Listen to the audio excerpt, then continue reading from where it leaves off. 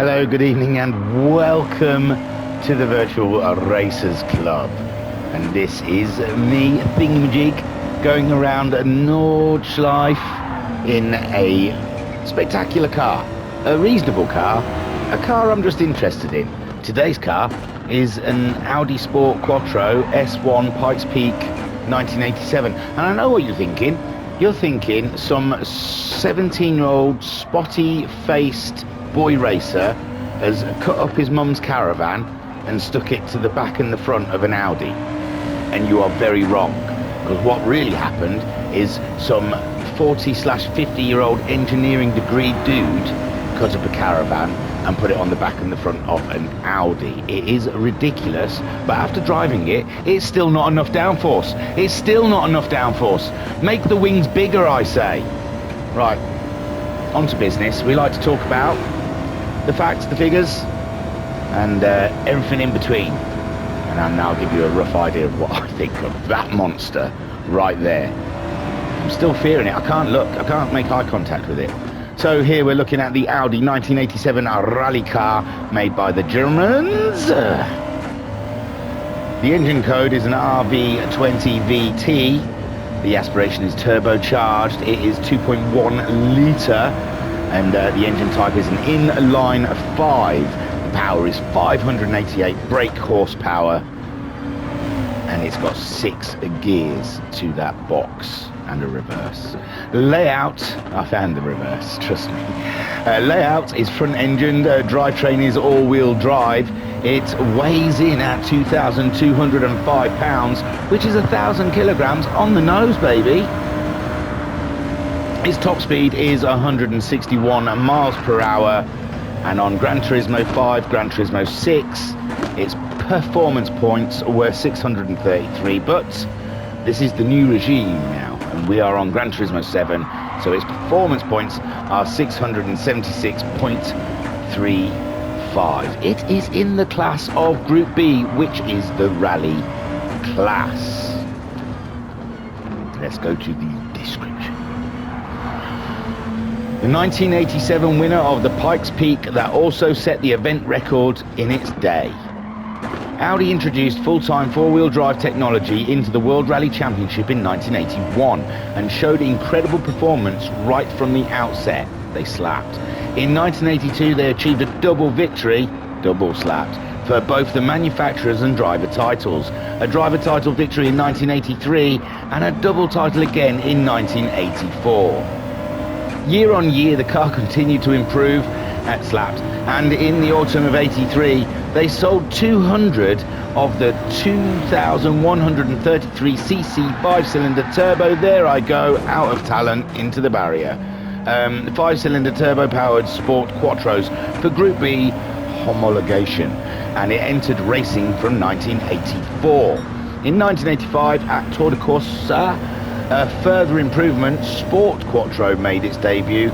This was the Sport Quattro S1, also called the Sport Quattro E2 in some countries. The engine itself was basically unchanged, but it incorporated improvements such as the misfiring anti-lag system, and the final output of the engine was increased to 591 brake horsepower. One improvement of note was also the transmission, a 6-speed semi-automatic with clutch sensor in the shifter. Later in the year, it was also given an aerodynamic body with front spoiler and large front wheel arches to match, together with rear arches with air inlets and a rear wing. By this time, the car had matured into the ultimate rallying quattro. In the same period, Audi modified the WRC Spec Sport Quattro S1 to hill climb specifications and took part in the Pikes Peak International Hill Climb. The results were spectacular, with Michael Mouton and Walter Hral winning and resetting the track record in 1985 and 1987 respectively.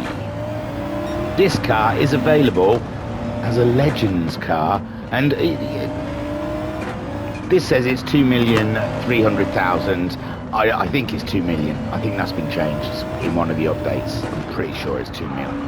It's just a cool 2 mil, guys. Is it worth 2 mil? Don't. No.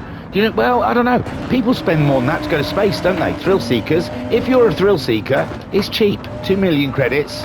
Don't go to space. Don't go looking for the Titanic for sure. This, you've got more chance in this bad boy than you have in that thing that went to look for the Titanic. So yeah, possibly buy it. 2 million, but you've got to be a thrill seeker. There's no driving experience in that. Just fear and self-loathing all the way around. I was scared to touch the brake. I've tried to imagine like there was a baby's skull underneath the brake, so I couldn't stamp on that brake. You stamp on that brake, that car goes round and round and round like a record, baby. So no stampy on brakey. Oh, there you go. I took a bit of air there, and bang, she's gone. All the talent gone. And you know, you get what you get. So you can see how much time I've lost here turning this one around. Hey, there's reverse, there's first, and let's go again. Oh, gutted, man. But yeah, total and utter fear. It's great though. What a great experience.